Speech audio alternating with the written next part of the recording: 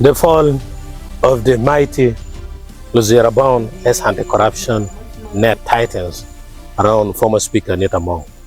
The political landscape in Uganda has shifted violently this week as the once untouchable Mama Speaker Anita finds herself at the center of high-stakes criminal investigation from police searches at her private residences to scathing "I told you so" remarks from fellow lawmakers. The walls appear to be closing in on the leadership of the 11th Parliament.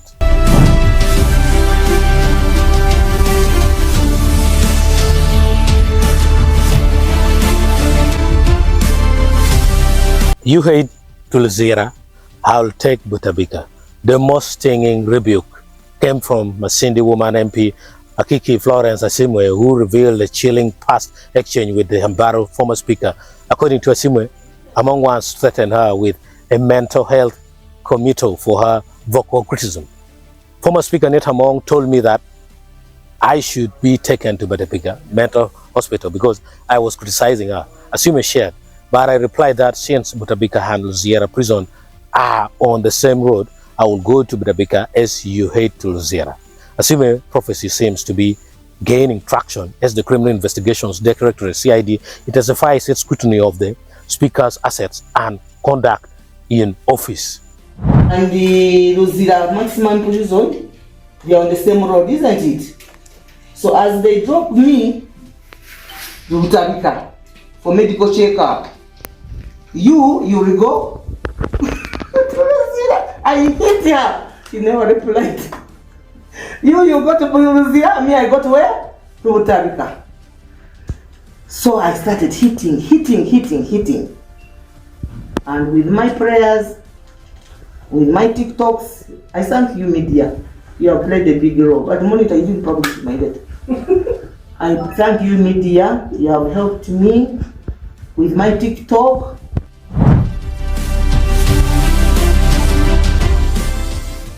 So the investigation is also widening. Step aside or face forceful arrest. Minister Balaam has amplified the pressure, calling for a total purge of the Parliament's administrative wing.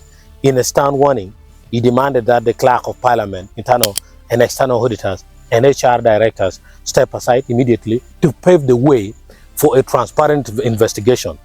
The warning, the leadership demands accountability. Balaam noted, suggesting that if officials do not report to Kibuli CID voluntarily, they may soon face forceful arrest and public embarrassment by General Moses Kengaba's commandos.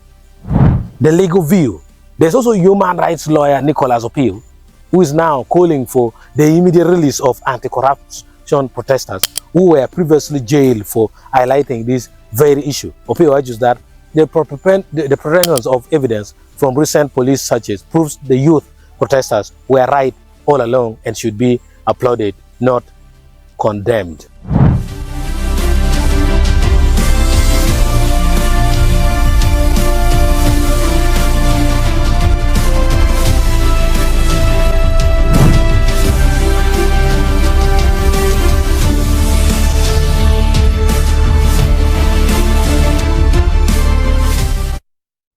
The race for succession, Wanyoto stakes her claim as the speakership hangs in the balance. The race for the deputy speaker set is eating up. Mbele City Woman MP-elect leader Wanyoto has officially entered the fiery, positioning herself as a necessary balance to the emerging consensus around Honorable Dodoth.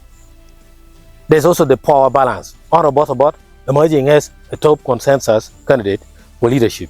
Then Honorable Leader Wanyoto campaigning for deputy slot to maintain gender representation. When Right Honorable Rebecca Kadaga wanted to get a second term, she wanted to mentor the girls, and I am one of those she mentored. Wanyoto stated, now we need a woman to mentor other girls, and that is why I am here to stand. This conversation, when I was endorsed by the people of Mbale City to contest for speakership. But the conversation that we are doing, the informal conversation we are having before we go the formal process, is that there is a likelihood to have one of our colleagues to be a man and another one to be a female. And the consensus being built is that the man is likely to be the speaker, because we just had the speakership as women, and then the other one will be the deputy speaker. So, as I stand here, I'm very alert that whichever way the conversation goes, I am in the race. If we go to caucus and they are telling us that it is open to all of us, I'm there, I'm going to express interest. Is for the deputy speakership, I'm even the first one to say, if the deputy speakership is for the women, I'm the first one to take it up, because it is 2 slots. It is 2 slots that are provided for with the Parliament of Uganda. Finally, I just wanted to make this clear so that people don't begin asking us questions. When they open up the processes, we'll have caucus. Me as Lydia Wanyoto Mutende, from the time we began speaking about leadership of the 12th Parliament, we did not envisage any other balance except competence and dealing with the management and raising the bar of the leadership of the legislature. So for us, we came to say that the 12th Parliament must be different, it must deliver, but the president had been decrying the corruption that you all know about. So we came with that.